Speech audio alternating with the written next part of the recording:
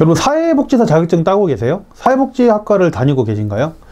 사회복지가 좋은 일을 하면서 월급 받는 일이라서 선택을 하셨나요? 전국적으로 노인들이 많아지고 많은 분들이 사회복지사라는 직업에 대해서 관심을 가지고 있습니다. 특히 사회복지사는 자격증을 따기가 용이해서 사업을 위해서 자격증을 따거나 취직을 위해서 사회복지사 자격증을 취득하시는 분들이 많습니다. 그리고 사회에 공헌하기 위해서, 복지를 실현하기 위해서 대학교의 복지학과를 선택하시는 경우도 많죠. 사회복지학과에서는 조금 더 복지학을 구체적으로 배우고 자격증도 취득을 할 수 있기 때문이죠. 그래서 이런 그 학문적인 부분들도 좋아하시는 분들은 많이 선택을 하십니다. 여러분 안녕하세요. 국회의원 천천박사입니다. 여러가지 이유로 사회복지사라는 직업을 택하는 분들이 늘고 있는데요. 특히 장교양 기관에선 사회복지사는 노인을 돌보면서 창업을 할 수 있는 시설장도 될 수 있기 때문에 인기가 가면 갈수록 점점 더 높아지고 있습니다. 사실 사회복지사의 업무 분야에서 노인은 한 예일 뿐입니다. 즉 우리 주변에 일어나는 다양한 사회 문제들, 예를 들어서 한국의 고령화, 저출산 문제들도 있을 거고, 앞으로 많아지게 될 이런 노인들, 아까 우리가 얘기하는 노인 인구 급증 뿐만 아니라 실버타운이라든지 고아, 입양 어린이들에 대한 처우, 더 나아가서 해외 이민자들까지 폭넓게 사회복지 분야가 있기 때문에 사회복지사의 직업을 택하시는 분들이 많고요. 그리고 점점 더 많아지고 있습니다. 수요가 많아지는 만큼 공급도 많아지고 있는 것이죠. 결국 어떤 분야든 여러 가지 복지 분야의 문제를 해결하기 위해서 누군가는 직업을 갖기 위해서, 누군가는 창업을 위해서 사회복지사 자격증을 취득하고 사회복지학과에 들어가게 되는데요. 사회복지사 자격을 도전하시는 많은 분들 중에 대다수는 단순하게 사회복지사라는 직업을 위해서 복지만을 실현하기 위해서, 그리고 안정적인 직장을 만드는 것이 목표인 것 같습니다. 그럼 사회복지사는 복지만 잘하면 되는 것일까요? 여러분 사실은 그렇지 않습니다. 답을 먼저 말씀드리자면 복지뿐 아니라 회계 인사와 같은 경영을 복합적으로 알아셔야 하는데요. 그 이유는 사회복지사라는 것이 많은 사회적 약자들을 대상으로 좋은 일들을 한다라는 전제가 깔려있기 때문입니다. 그 과정에서 여러분들이 좋든 싫든 많은 공적, 사적 자금이 필요하죠. 따라서 사람을 돌보려면 돈이 필요한 거예요. 기본적으로 소속되어 있는 기관의 현금 흐름이나 경영을 볼 수 있는 눈과 자금을 끌어오는 능력, 이를 위해 필요한 인적 자원을 고를 줄 아는 능력 등 복합적인 능력이 필요한 게 사회복지사입니다. 물론 이렇게 말씀하시는 분들이 있을 수 있습니다. 아니 사회복지사가 복지만 잘하면 되지 무슨 경영까지 알아야 돼? 뭐 잘해야 돼? 뭐 이렇게 말씀하실 수 있는데요. 노인복지센터면 노인만 잘 돌보면 되고, 장애인센터면 장애인만 잘 돌보면 되는 거 아니야? 이렇게 생각하실 수 있습니다. 그리고 또 이렇게 생각하실 수 있어요. 저는 기관장도 아닌데 꼭 지금 해야 되나요? 나중에 그 자리에 가서 올라가면 배우면 되는 거 아니에요. 물론 맞습니다.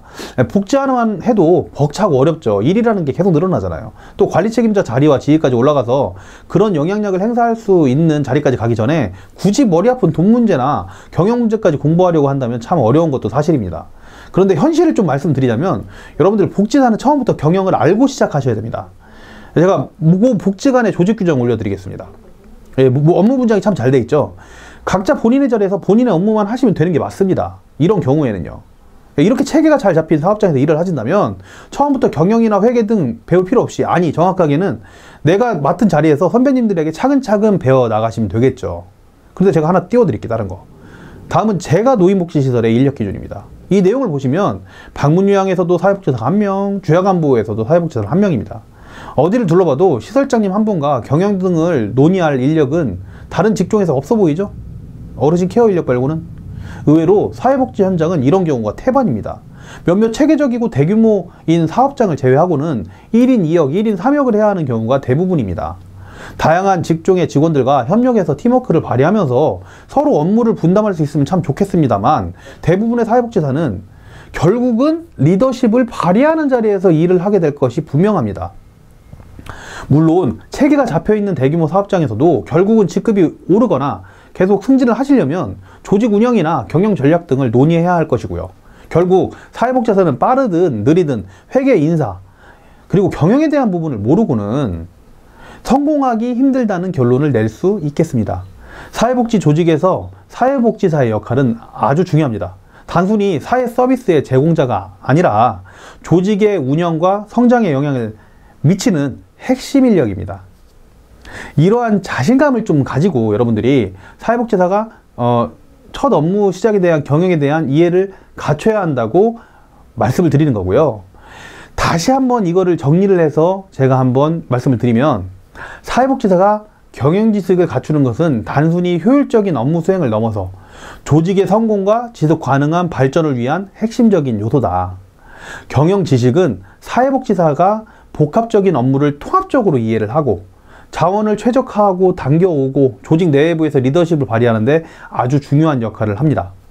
따라서 사회복지사가 자신의 전문성을 향상시키고 앞으로도 계속 승진하고 또 창업하고 엄청나게 발전을 시키려면, 그리고 조직 대상자에게 최대한 가치를 제공하기 위해서는 경영에 대한 깊은 이해도 그리고 지식도 필수적입니다. 그러므로 사회복지사가 실제로 봉사를 하는 마음으로 복지를 잘 배우는 것과 더불어 본인의 업무인 복지와 더불어서 경영 능력도 시작부터 함께 키워놓아야 여러분의 미래가 밝을 수 있다는 점을 이야기하고 싶었습니다. 오늘은 이 정도로 하고 마무리 짓도록 하겠습니다. 감사합니다. 저는 국회의원 천천박사였습니다. 감사합니다.